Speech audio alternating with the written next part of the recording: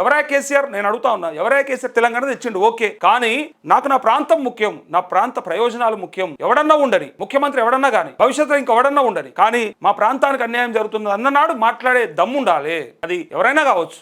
ఆనాడు పడ్డ ఇబ్బందులు యాద్ చేసుకుంటే కళ్ళకి నీళ్లు తిరుగుతాయి. ఇళ్ళల్లా తాగుదామంటే గుక్క నీళ్లు ఉండకపోతుండే కొన్ని గ్రామాలల్లో. దీన్ని మర్చిపోతే ఎట్లా? కుక్కనికన్నా సోయుంది అసలు. ఇలా అన్ని బాగున్నాయి కాబట్టి ఏదో అంటారు కదా, పెరుగన్నం తిని అరుగు మీద వంట సరిపాయి, ఇంకా అవసరం లేదు, ఇక ఎల్లెంకల వంట అయిపోయి. అట్లా కాదు కదా. ఆనాడు కష్టపడ్డోళ్ళు మన కళ్ళ ముందు ఉన్నారు కదా, మన అమ్మలను, మన అవ్వలను, మన అక్కలను, చెల్లెలను, లేదా మనకంటే పెద్దోళ్ళని వాళ్ళని అడిగి చూస్తే చెప్తారు కదా. చిన్ననాడు వాళ్ళు నీళ్ళ కోసానికి ఎంత తనలాడేటోళ్ళు, ఏ చెర్లకు మోసుకొచ్చుకునేటోళ్ళు, భుజాలు కాయలు కాసేటట్టు ఎట్లా ఇబ్బంది పడేటోళ్ళు మర్చిపోయినరా. పోయి బట్టలు విండుకొచ్చుకుందరు, పోయి వాగులల్లా కాలువలల్లా అక్కడ ఇక్కడ. అది లేకపోతుండే, ఎండిపోతుండే ఉన్న దాంట్లో కొన్నిట్లల్లా, ఆ బురద నీళ్ళల్లా దూరం పోతుండే, ఆడ లేకపోతుండే, కరువు ఉంటుండే, కరువుతో చచ్చిపోతుండే కదా. ఓదిక్కు కరెంటు లేక, ఓదిక్కు నీళ్లు లేక, రైతులకి పంటలు పండక అప్పుల పాలైపోయి చచ్చిపోయిన రైతులను మస్తుగా చూస్తాం మనము. సో అందుకోసానికే ఇలా మన రైతాంగానికి నీళ్ళు ఇద్దామనే ఉద్దేశంతో ఆయన మాట్లాడితే అది కేసీఆర్ కావచ్చు, ఎవరైనా కావచ్చు. నేనేమంటా ఉన్నంటే మన ప్రాంత ప్రయోజనాల కోసమో, మన ఇబ్బందుల్ని తొలగించడం కోసమో మాట్లాడినటువంటి వాళ్ళని కూడా తప్పుపడితే అది మంచిగా అనిపించదు. అది